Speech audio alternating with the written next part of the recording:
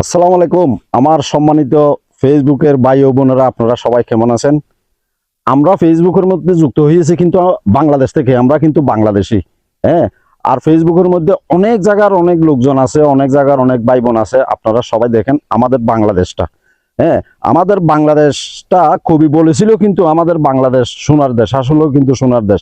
আমি আসছি এখন, এই যে ধান চাষ করছে চাষি ভাইয়েরা, এই ধান জমিতে আমি আসলাম।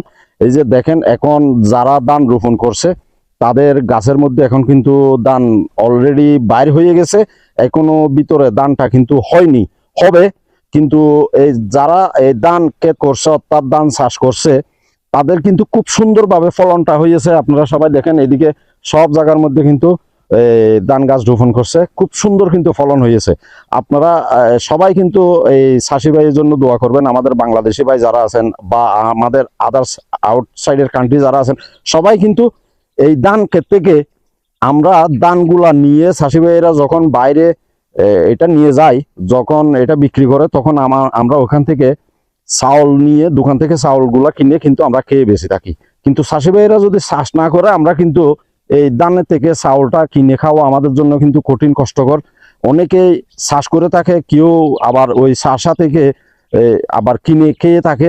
সবার জন্য কিন্তু সব কাজ হয় না, কেউ চাষ করে খায়, কেউ আবার কিনে খায়। সেজন্য চাষি ভাইদের জন্য সবাই বেশি বেশি দোয়া করবেন, যেন ওদের চাষগুলি যেন ভালো হয়।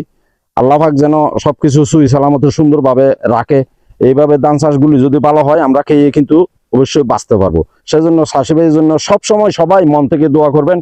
চাষি ভাইরা যেন এইভাবে ধান ক্ষেতগুলি সুন্দরভাবে করতে পারে, তাদেরকে যেন আল্লাহ পাক সুন্দরভাবে এই ধানের আয় বরকত দান করেন। চাষি ভাইদেরকে আমরা সবসময় সেলুট জানাবো। এই সুন্দরভাবে যেন সবাই এই ধান গাছের ধান রোপণের চাষটা যেন তাদের ভালো থাকে। ধন্যবাদ সবাইকে।